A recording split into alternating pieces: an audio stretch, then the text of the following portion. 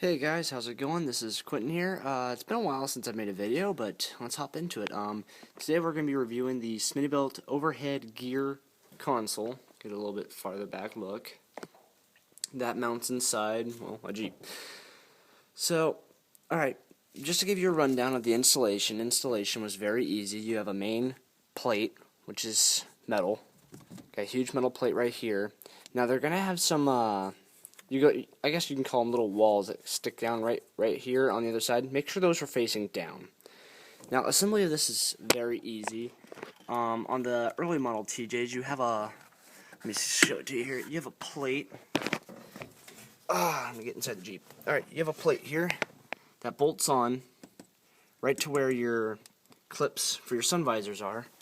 Right over here, you can see it. There's the rest of that plate. Now, you just bolt that plate right in place. And your footman loop is still open, right behind this main pouch.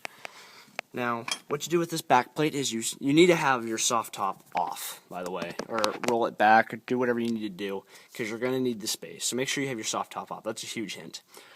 Alright, once you have that plate installed, now if you have a late model TJ, what they do is they supply this plate right here, and see how I see those little walls? It's the same thing right here. And so it'd be mounted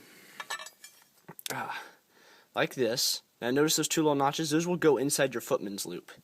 Now they do supply a footman's loop for you guys for the late model TJs. I don't have a late model TJ, so it doesn't fit, which sucked. I wanted this shiny footman's loop. But anyway, they give you that and the supplied hardware.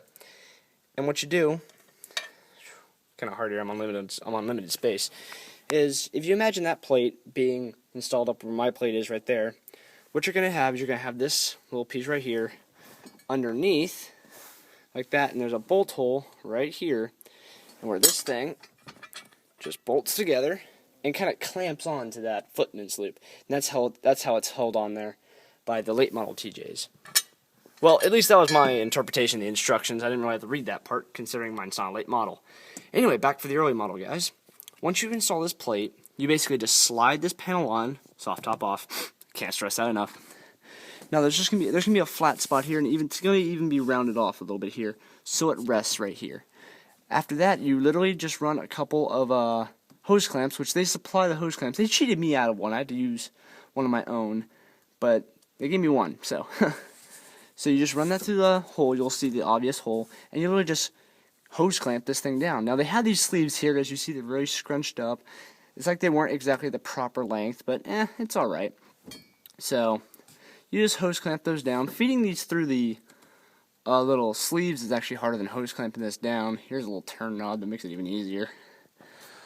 Once you get this thing installed, it does tense up this part of the soft top a little bit, because on mine it kind of rests on this plastic running piece that runs all the way down.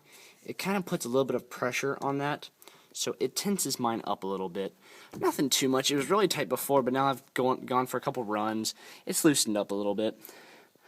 Now this is a Molly, and well, I'm a little tired, so I don't know what the exact phrase of it is. Molly or military setup style pouches, so you can mount anything that you really want to on here. As you even see, I added a little caliper just cuz, and I have my garage door opener there. Now the configuration of these pouches are not hard set. You can mount them to however you want. And it comes with 6, let me recount, 1, 2, 3, 4, 5, 6. Yep, 6 individual storage pouches that you can do and put in whatever you want, whatever your heart desires. This is the picture they kind of had set up in their little diagram. I decided to go with it just because I didn't want to mess around with spacing or anything. So now some of these have a little slack to them, like this one right here. Others are fit very snug, and it takes a bit of working at it to make sure you get the whole thing weaved up in there. It's a little tricky, but once you get it done, I mean, it's nice and snug.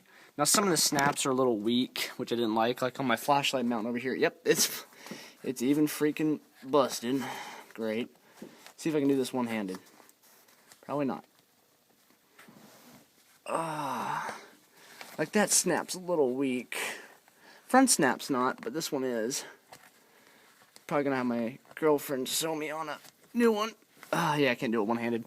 Anyway, so that's the only snap I have problems with that's like weak.